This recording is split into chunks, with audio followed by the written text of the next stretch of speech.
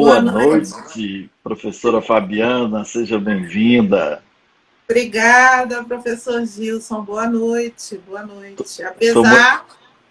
Apesar do 20 de novembro, é louco que estamos vivendo com mais um caso aí de barbárie em torno do racismo, da violência racial, né? Então, eu queria exatamente iniciar a nossa live pedindo para todos nós que a gente, inclusive, que a gente assuma um ar de realmente de sentimento e que a gente dedique um minuto de silêncio no início dessa nossa live do Grupo de Estudos e Pesquisas em Ecossistemas Comunicacionais e as Tecnologias da Inteligência a prestar uma homenagem à alma de mais um negro executado por dois brancos em frente a um supermercado no Rio Grande do Sul, João Alberto Freitas, de 40 anos, que foi agredido até a morte por dois homens brancos e um policial militar. Eu gostaria de dar atenção. Depois de ter feito compras no mercado, né? Uma coisa assim Depois de ter feito absurda. compras no mercado. Então, eu queria pedir a todos os que estão entrando agora, pedir a nós dois, para que a gente, diante daqueles que nós acreditamos, dos deuses que se acredita, que a gente ore para que esta pessoa não sofra mais o quanto sofreu espancado na frente daquele supermercado. Eu gostaria, antes de iniciar qualquer nossa discussão, de solicitar de todos nós um minuto de silêncio pela alma daquela pessoa.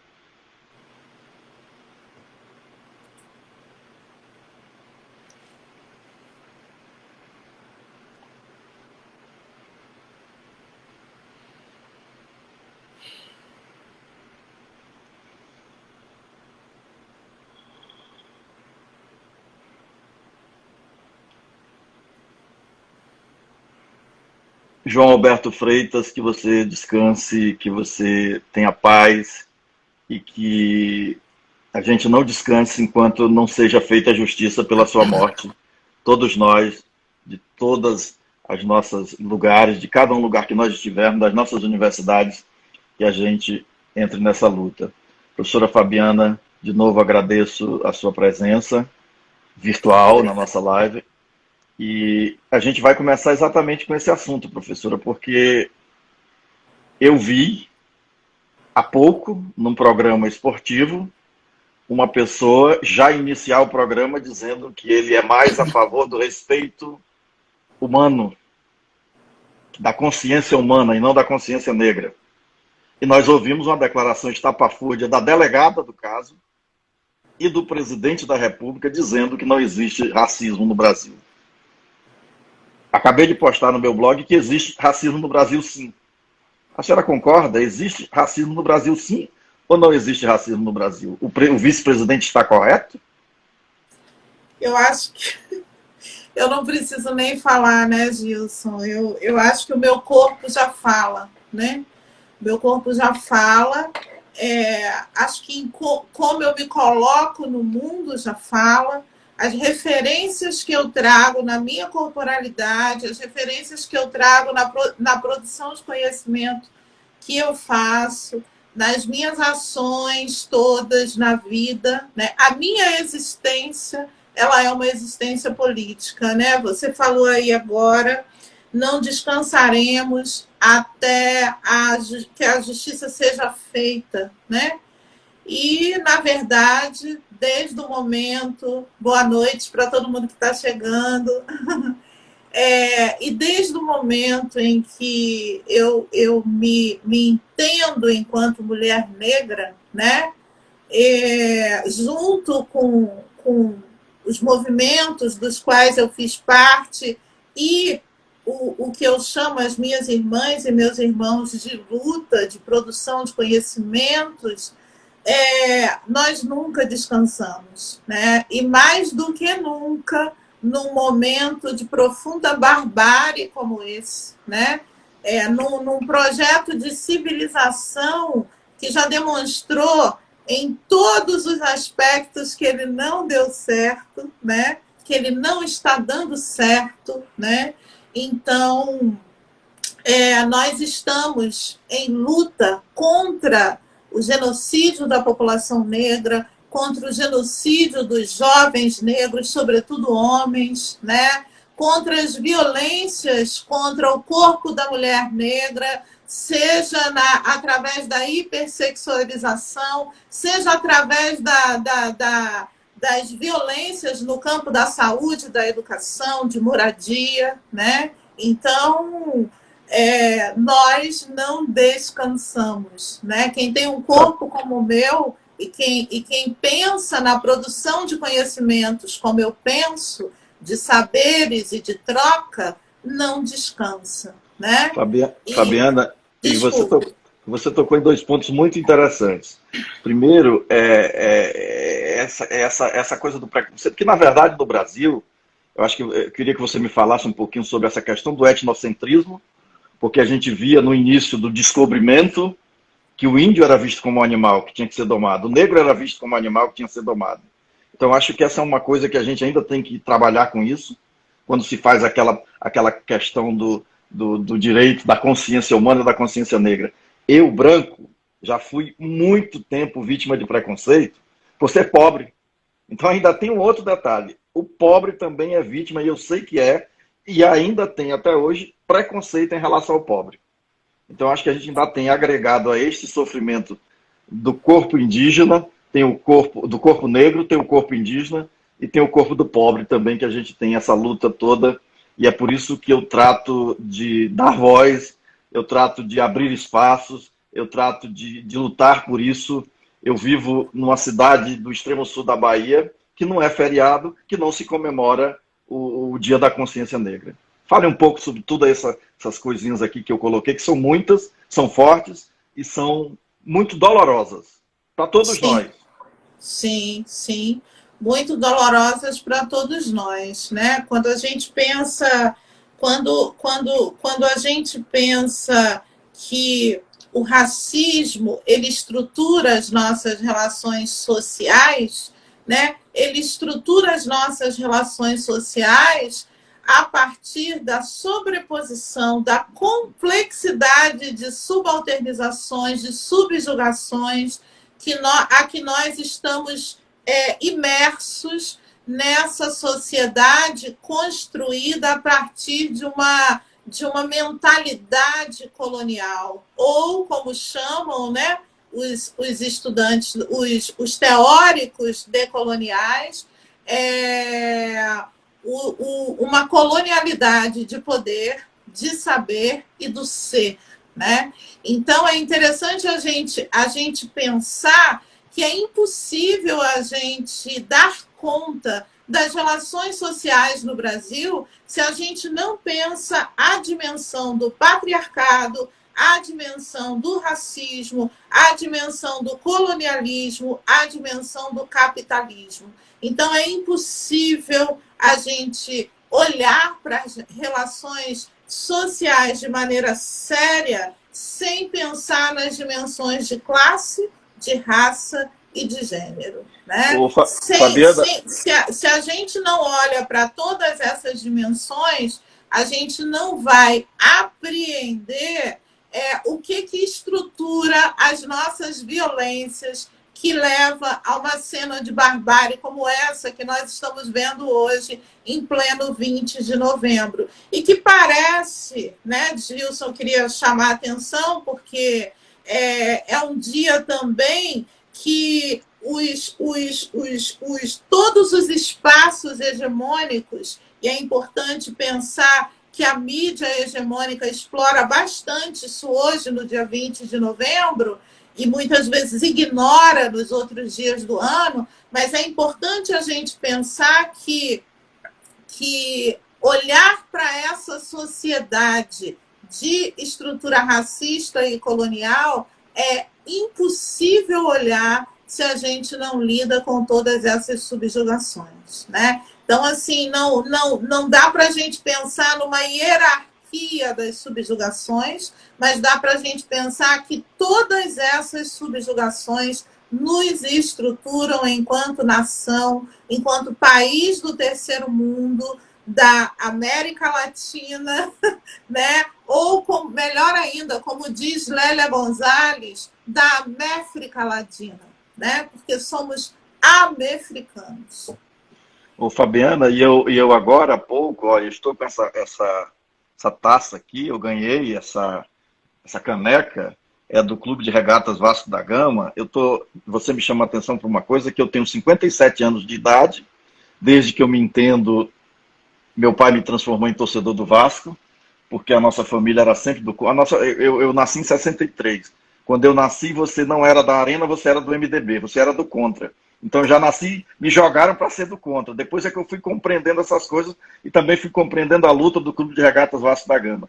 E eu me lembro que desses meus 57 anos de vida, talvez agora, mais recentemente, é que os próprios jogadores foram assumir a sua negritude, foram assumir a luta dos negros. Porque não se falava nada, era como se no futebol não existisse racismo.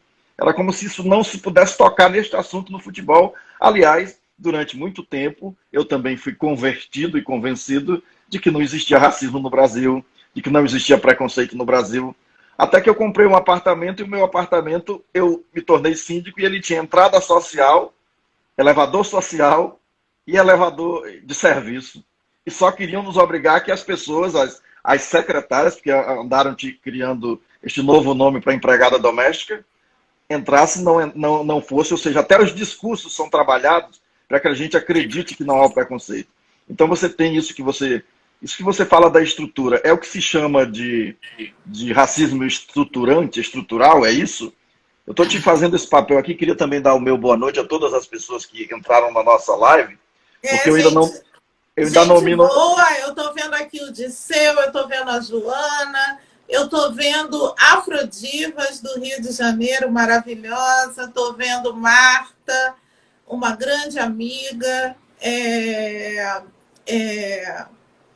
Essas questões que você trouxe, você imagina, né, Gilson? Acho que tudo que significa poder, sobretudo econômico no país, né?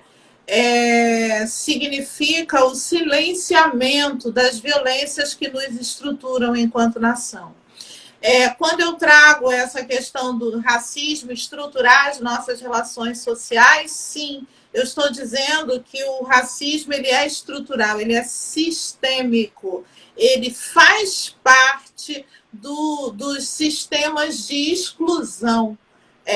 Ele faz parte dos sistemas que organizam a nossa sociedade altamente hierarquizadora e excludente, sobretudo dos povos não europeus, né? E aí eu estou falando dos povos negrodescendentes, africano-descendentes e indígenas, os povos da terra, né? E é interessante você trazer que durante muito tempo você também, né, achou que vivia num país em que o racismo não existia, justamente porque não somos educados, né, para olhar para essas relações insidiosas que nos estruturam, né? E se nós não somos olhados para perceber essas relações insidiosas que nos estruturam, e o racismo, acredito que é uma delas, se não a principal, nós reproduzimos essa lógica de uma sociedade que dentro da qual as relações sociais não passam pelo crivo da raça, não passam pelo crivo do gênero, homem, mulher, mas também ser cis ou ser trans, né? Então, é interessante a gente pensar que se nós não somos ensinados a isso, a gente não tem como se voltar contra isso, né? Por isso, o papel da educação é fundante para a gente reconfigurar um modelo de civilização, né? Esse modelo que estamos percebendo e vivendo angustiados, que demonstra que não nos cabe, não serve, né? Fabiana, e eu também queria dizer que as pessoas podem perguntar, e eu estou aqui com o WhatsApp aberto, os meus alunos que estão aí. Quero agradecer Roberta Gonçalves, agradecer Andrew Jardim, agradecer Lara Linde, que fizeram ontem um excelente programa de rádio junto conosco. Ficou Você também lindo. fez, ficou muito lindo. Estamos fazendo hoje uma live, tentando que fique linda também, mas eu acho que quando a gente assume que está querendo aprender, assume que está querendo produzir conhecimento, abre espaços para essas conversas e conversas com pessoas da sua capacidade, da sua formação, a gente vai aprendendo todos os dias. Eu quero muito que o nosso grupo de pesquisa seja uma porta, uma janela que se abra para que a gente discuta todos esses problemas o ano todo também, para que a gente não entre na mesma passada da mídia tradicional e dominante, que só abre espaço no novembro, né? Mas que a gente abra espaço para essas discussões permanentemente, para que a gente aprenda e para que a gente entenda. E aí que eu queria te fazer uma pergunta que já foi feita ontem na nossa conversa. O papel da educação, você já falou um pouco, mas eu acho que a gente, na própria universidade, ainda está trabalhando pouco essa ideia, a gente ainda está pouco aprofundando o problema da hierarquização e do poder, do domínio dentro da própria universidade, dentro da própria sala de aula. Porque me parece que a gente tem ainda uma universidade que é estruturada, eu digo muito assim, eu falo porque eu já fui pró-reitor de pesquisa e comunicação e falava na CAPES. O maior problema da pós-graduação brasileira é que ela é fundada na autoridade do orientador ou da orientadora. Eu acho que quando qualquer coisa a gente funda na autoridade de alguém que é dominante, que domina, nós vamos sempre reproduzir o discurso que já está aí do dominador. Com certeza, Gilson, com certeza. Eu, inclusive, queria parabenizar a equipe do... Como que a gente pronuncia? É Ecoem ou é Ecoem? Como é? Ecoem mesmo, ecoem. Ecoem. Que as nossas palavras ecoem. Né? Ecoem, exatamente. Maravilha. Parabenizar a equipe, porque ficou lindo a conversa, né? A partir do programa de rádio ontem.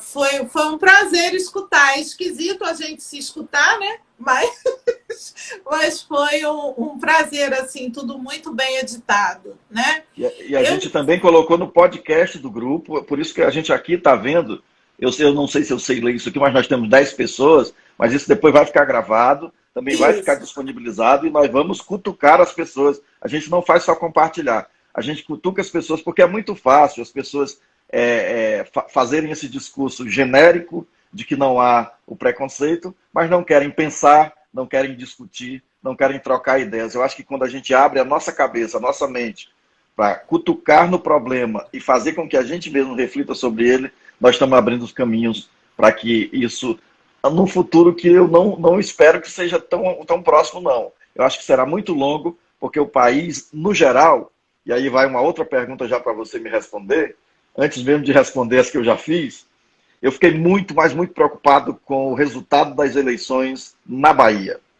O resultado das eleições na Bahia, me parece que há um embranquecimento, o resultado me revela assim, uma espécie de embranquecimento eleitoral.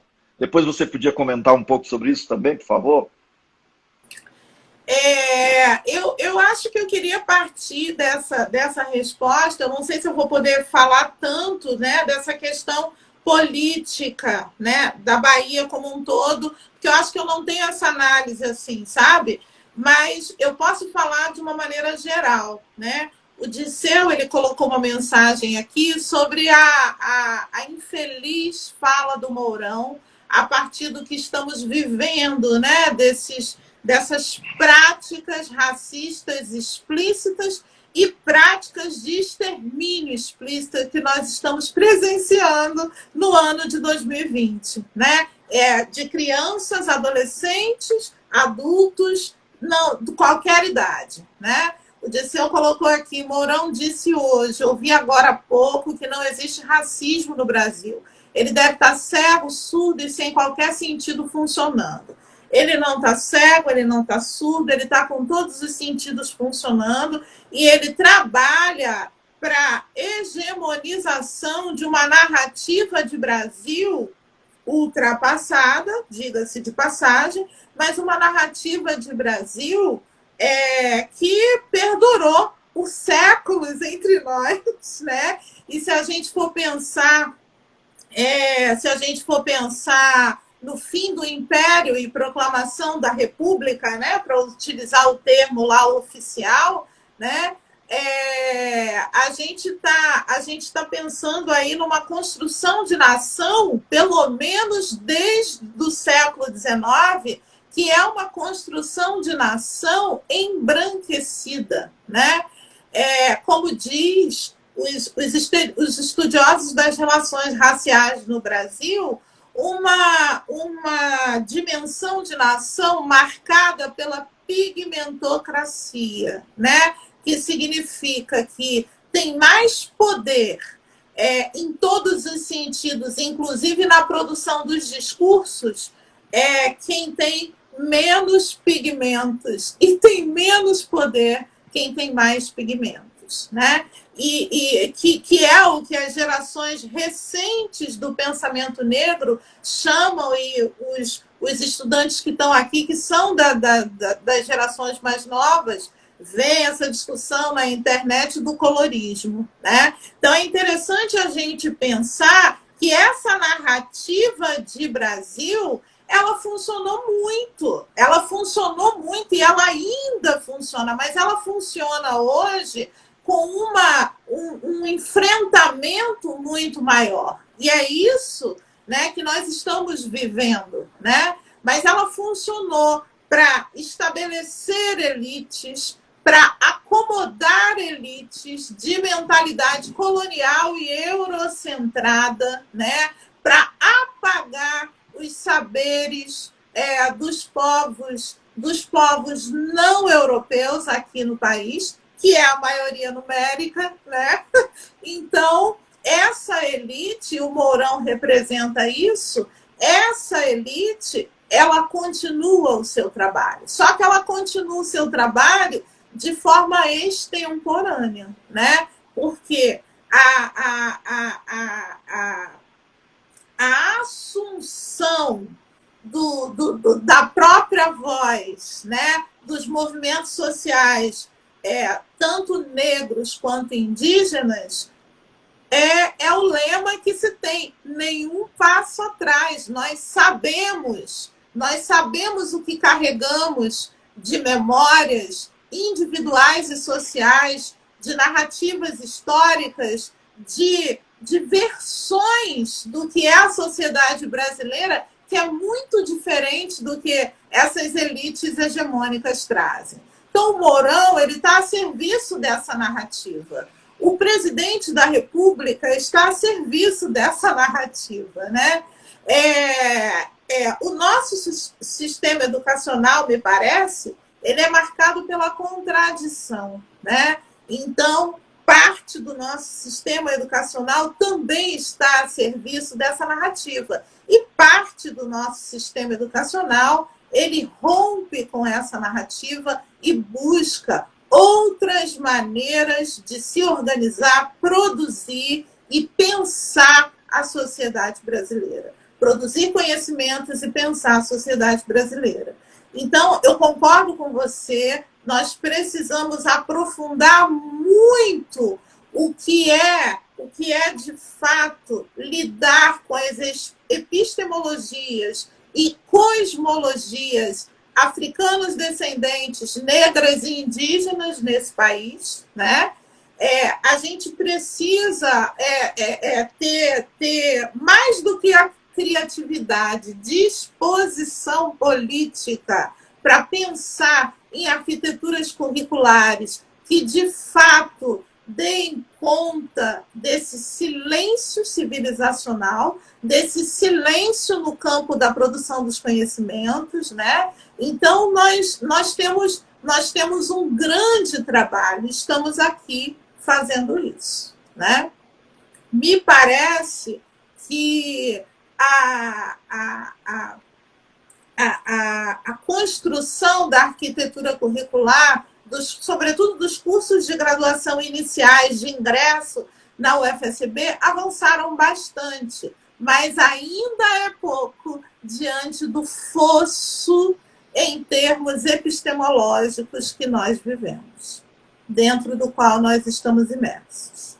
Professora, e ontem, não, terça-feira, numa das minhas aulas, os estudantes disseram que ficaram assim, chegaram à conclusão de que é preciso desconstruir o que eles aprenderam no ensino fundamental e no ensino médio.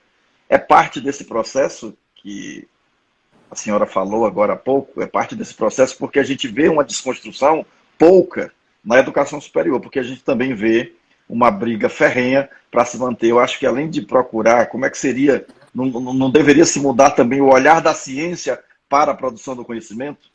Com certeza, com certeza. E é justamente o que os intelectuais, acadêmicos ou não acadêmicos, né? É importante lembrar, trazer aqui a obra. Eu estava numa live anterior, estou cheia de livro aqui. Trazer essa obra aqui da Nilma Lino Gomes, O Movimento Negro Educador, né?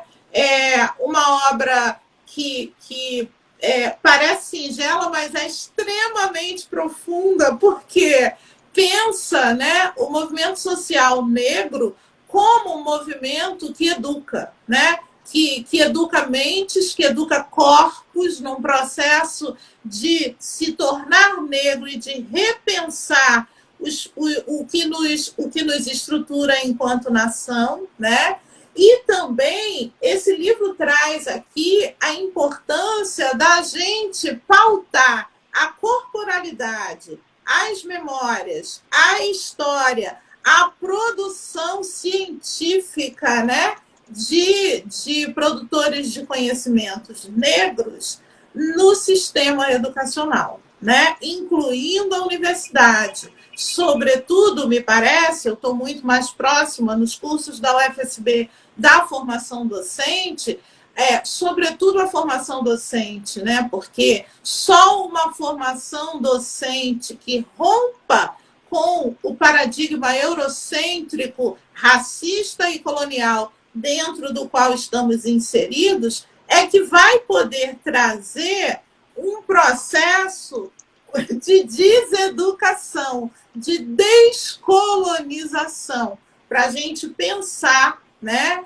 Para a gente se pensar a partir de parâmetros outros, de parâmetros mais amplos, mais abertos, né? Tô pensando aqui, tem uma intelectual negra que eu sou apaixonada, que é a Beatriz Nascimento. Ela foi historiadora, ela foi acadêmica também, sobretudo ela foi uma intelectual militante, ativista. Ela falece em 1995, se não me engano, sim, defendendo uma mulher, né? Ela falece por feminicídio, defendendo uma mulher de um companheiro agressivo, né? Para mim, a obra principal da Beatriz Nascimento não está na produção escrita dela, e ela produziu muita coisa, mas sim no filme Ori, que ela fez o roteiro e o texto do documentário, e foi dirigido por uma mulher judia, Raquel Geber. E nesse filme Ori, né, acho que se trabalha um dos princípios de cosmologias africanas. Eu estou falando no plural, porque foram muitos povos africanos que vieram para cá, não foi um só. Foram muitas tradições, muitas histórias, né? Mas ela pega o símbolo do Ori, que em Yorubá é a cabeça da gente, né? Para pensar, né?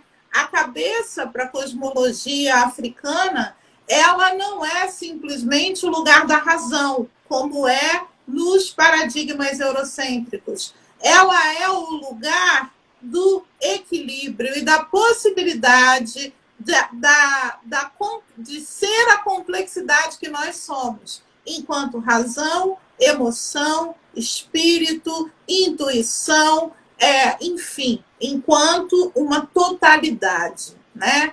Ou seja, a gente está falando de uma compreensão do humano que é uma compreensão marcada pela complexidade, né?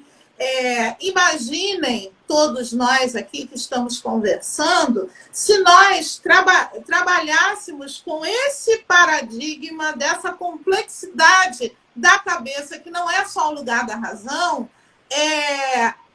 nas nossas formações, no sistema de ensino, seja ele escola básica ou ensino superior.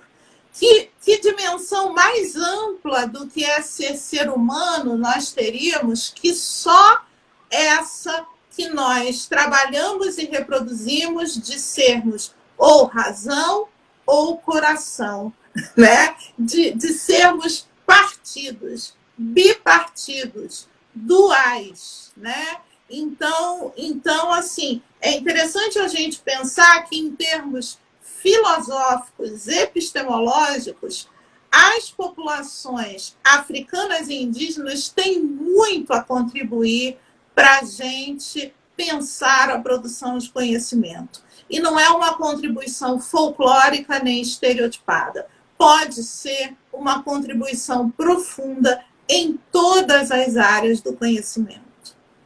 Professor, eu recebo uma pergunta aqui, a pessoa não se identificou, mas mandou uma pergunta, que é sobre o comportamento do Sérgio Camargo, presidente da Fundação Palmares, que nega toda a luta e a conquista dos movimentos. Por que isso acontece? Que prejuízo esse comportamento causa nas lutas atuais? E se causa algum prejuízo, né? Isso acontece porque a nossa sociedade ela é construída sob esses paradigmas, né?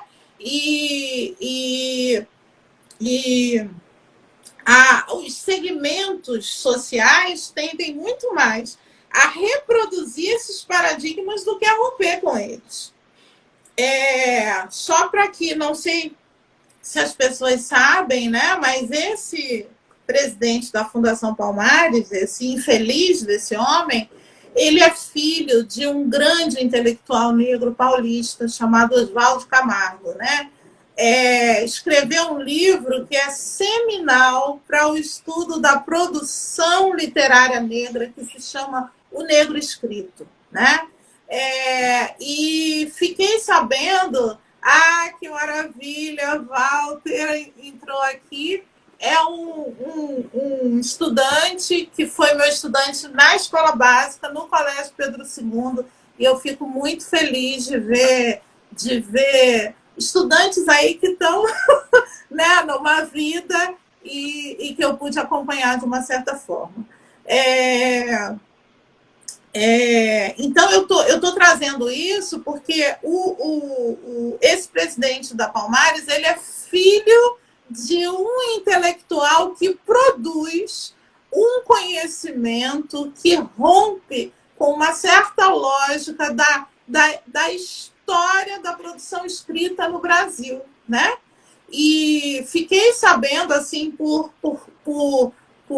esse, né, essas mensagens até de ouvido, que o Oswaldo Camargo é um senhor com mais de 80 anos, entrou em depressão profunda quando viu o filho, não só presidente da Palmares, como também preconizando os absurdos que ele preconiza ali na Fundação Palmares, né?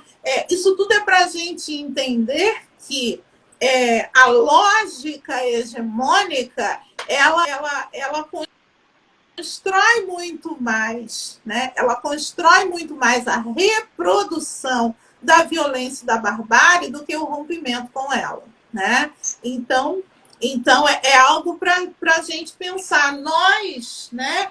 Quem é de família negra como eu, nós sabemos que nas nossas famílias nós temos uma série de contradições, assim como essas contradições existem nas famílias brancas também, né? Então é interessante a gente pensar isso. Ele não é um ponto fora da curva. Uma outra questão, ele tá totalmente dentro da curva do que é esse projeto de nação hegemônico, né? Uma outra questão que é importante a gente pensar é que também se tende, né,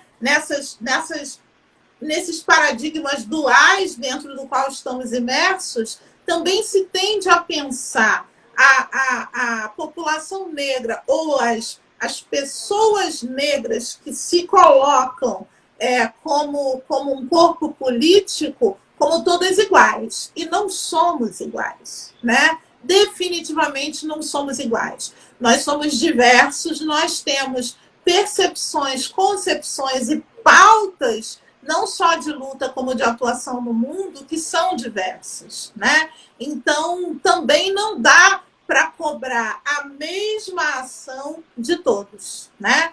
Infelizmente, né? Para mim, é mais do que infelizmente, é lamentavelmente, porque esse ser à frente da Fundação Palmares, que é um órgão institucional importantíssimo para a memória da população negra nesse país, ele acaba reproduzindo o genocídio, né? Então, chegamos a esse limite civilizacional, como nunca tinha acontecido antes. Poderia ser ali a Fundação Palmares, tipo um elefante branco, está ali só para constar. Mas agora não, está ali para trazer pautas que não são pautas de emancipação dos povos, da população negra e de toda a sociedade brasileira, né? Eu não estou dizendo que a Fundação Palmares já foi um elefante branco, não, hein? Vou até me corrigir aqui, tá? Mas poderia ser um órgão que está ali só para constar, né? Só que agora a gente está num limite da barbárie, né? Ele está ali para destruir políticas que já foram construídas anteriormente. Ou, Fabiana, para comprovar aquilo que você já disse há pouco, que é o seguinte, é uma estratégia do grupo dominante para reforçar de que não há racismo. Olha, não há racismo no país, ele está presidindo a Fundação Palmares, não há racismo no país, tem um negro que vive do lado dele o tempo inteiro. Exatamente isso. Exatamente isso. O que a gente está vendo com esses governantes que estão agora esfregando na nossa cara essas concepções obsoletas de sociedade brasileira. Mas elas estão ali. E, infelizmente, né, pela nossa sociedade extremamente subjugada não só aos valores hegemônicos, mas ao capital estrangeiro, a tanta coisa, né? São esses valores dessa sociedade subjugada que levam ao poder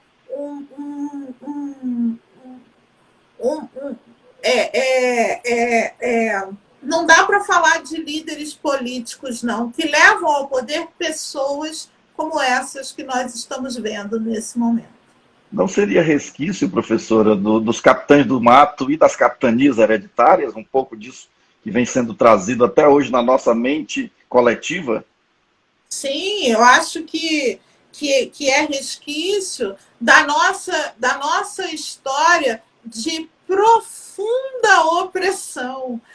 Vamos lembrar que todas as insurreições negras, que todas as insurreições de escravizados foram violentamente oprimidas, né? com a morte dos envolvidos nos movimentos de resistência, com a decapitação de cabeças e a exposição dessas cabeças em praça pública. Então, assim, a gente está falando de uma história de Brasil que é marcada pela violência, né? A gente está falando de insurreições, sobretudo urbanas. Vamos pensar nas da Bahia, Revolta dos Malês, né? Em que você tem um extermínio que é quase completo dos manifestantes, de quem estavam envolvidos naquela insurreição. Então, a gente está falando de uma Constituição de Estado brasileiro que é altamente excludente e genocida, né? É isso que a gente está falando. A Eva Daiane colocou aqui, até hoje, são violentamente controladas e oprimidas. E o Disseu, assassinato de homem negro hoje no mercado público em Porto Alegre. Pipocam protestos pelo país. Me parece que agora chegou assim... eu estava até conversando com amigas antes da live, que eu o dia inteiro falando essa questão de Carrefour e eu não queria ver nada sobre isso, né? Mas, diante dos protestos no Rio de Janeiro, na minha cidade, pessoas próximas me contando, eu fui ver em detalhes, né? Porque a cada vez, né, que nós temos essa... E, por um lado, é muito bom, né? É muito bom a gente ver isso, né? Essa massificação desses extermínios, né? Um pouco de nós morre um pouco, né? Então, a dor daquela pessoa é uma dor que também aparece no meu corpo, né? Então, é interessante a gente pensar nisso também. Depois eu vou trazer uma outra dimensão aí da luta pela justiça racial, né?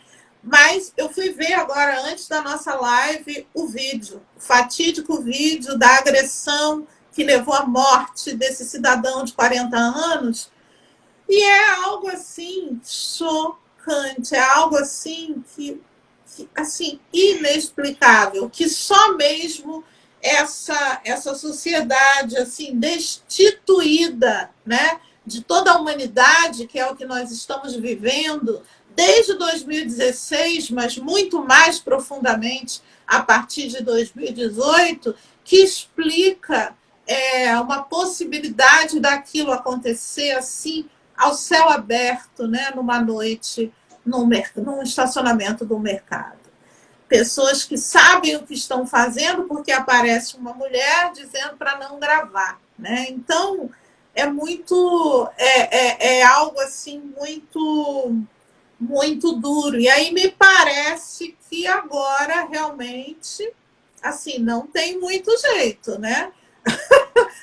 Me parece que de fato a sociedade brasileira ela vai ter que lidar com essas reações, né? E com essa pauta, né? Porque assim, eu acabei de colocar no meu Instagram, boicotar Carrefour não basta, né? E de fato não basta, né? Então são muitas frentes de luta para lidar com uma questão dessa, né? Professora, e nós estamos já quase, falta só 15 minutos para nós terminarmos. A gente ainda não disse, e eu não sei, eu tenho dificuldade de acompanhar o que estão falando aí no nosso chat, né? Eu gostaria que você explicasse um pouco o dia, a data. Você falou do extermínio de lideranças, explique como é que é essa data do Dia da Consciência Negra e o que é ter consciência negra.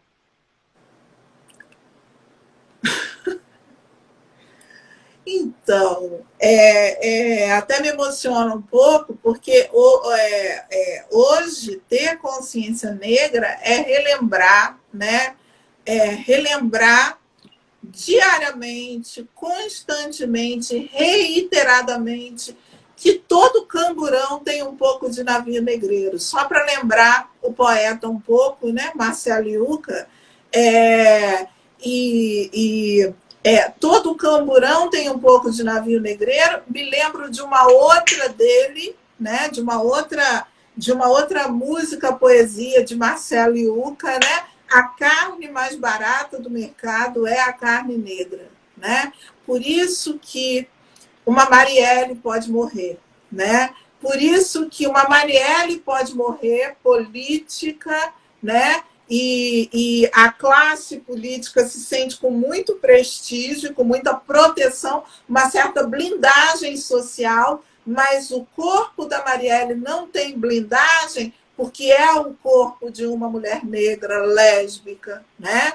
Então, é um corpo passível de morrer. É um corpo em que foi decidido, como diz a Tilly Mbembe, necropolítica, né? Quem pode viver e quem pode morrer, né? Professora, Então, professora, se aquele rapaz lá de 40 anos fosse branco, a reação ao que dizem que ele fez seria a mesma?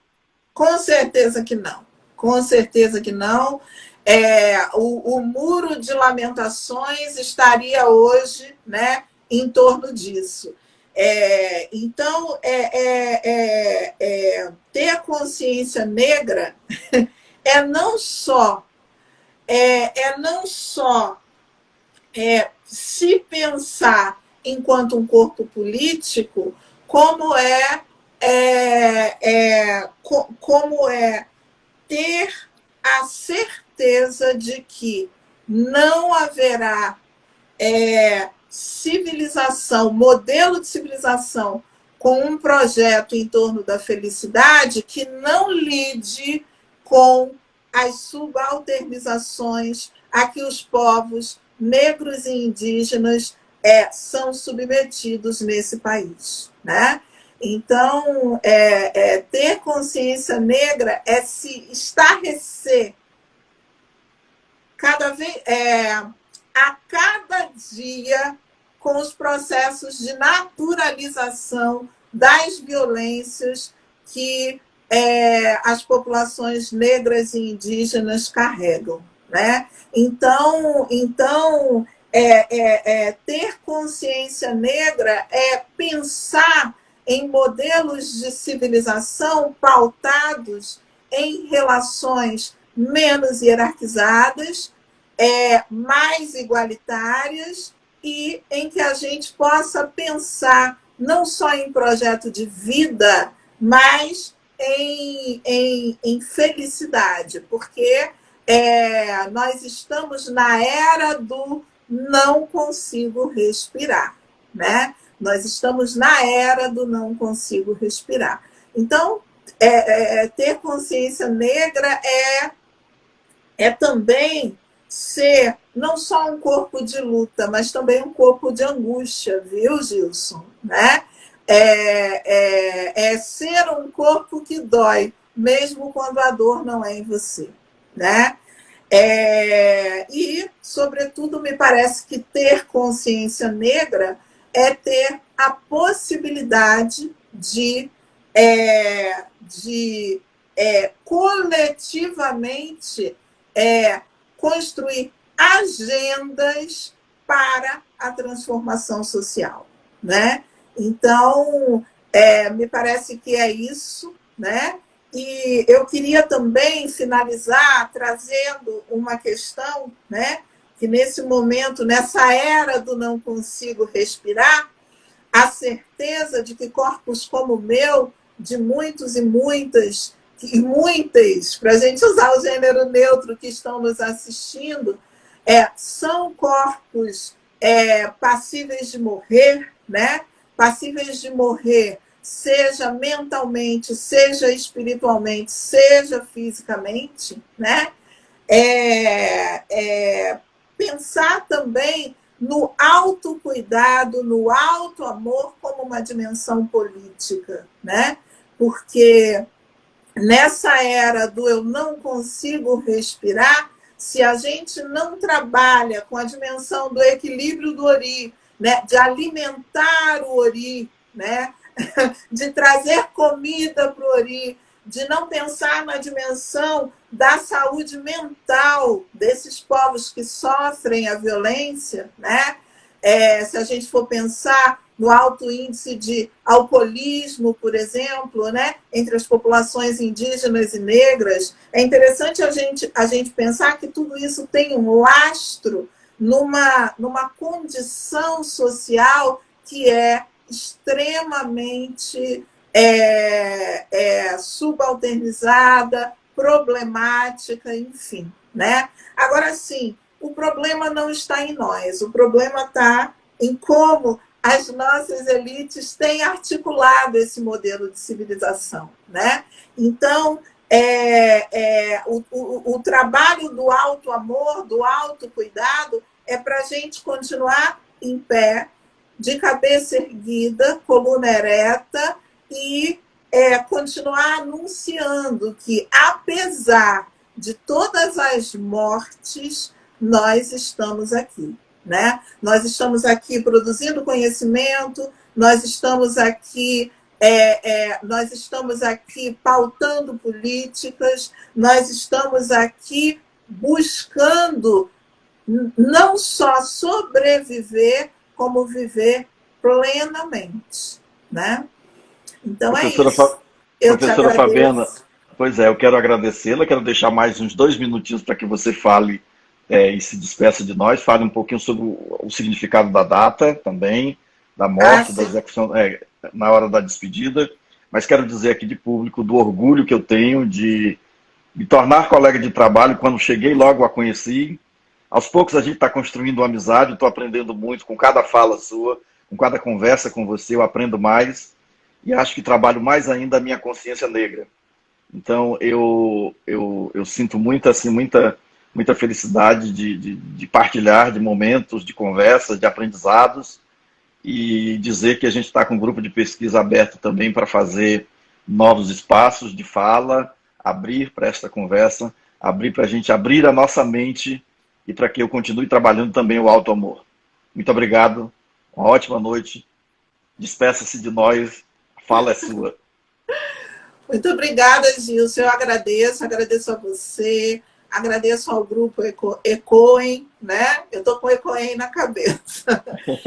Eu acho que um espaço privilegiado de um grupo de pesquisa para a gente pensar, né? Para a gente pensar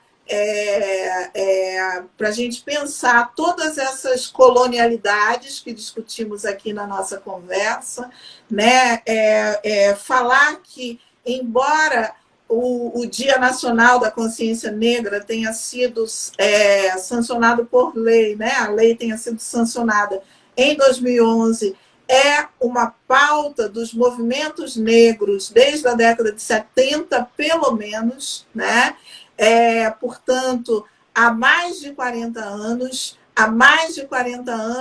grupos de movimentos negros vêm utilizando o dia 20 de novembro como um dia feriado no sentido pleno, no sentido que Walter Benjamin fala, né, que os povos oprimidos utilizam aquele dia para profunda reflexão.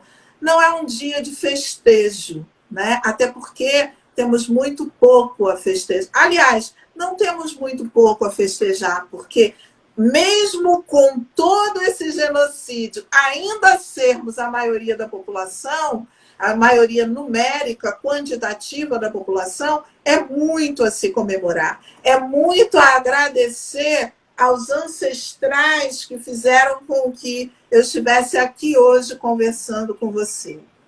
Mas nós estamos, como eu volto a dizer, nessa era do não consigo respirar, então é muito importante a gente pautar o Dia Nacional da Consciência Negra como um dia de aprofundamento em saberes, em memórias, em narrativas históricas que são silenciadas na nossa estrutura social e, sobretudo, no nosso sistema educacional. Então, se eu posso trazer aqui uma palavra final, é que nós, enquanto instituição universitária, instituição acadêmica, não retrocedamos, né? Que nós, de fato, né, consigamos pensar no lema dos movimentos sociais, né, de nenhum passo atrás, né? Não tem mais como retroceder na entrada da produção de conhecimento dos segmentos negros e indígenas no nosso país.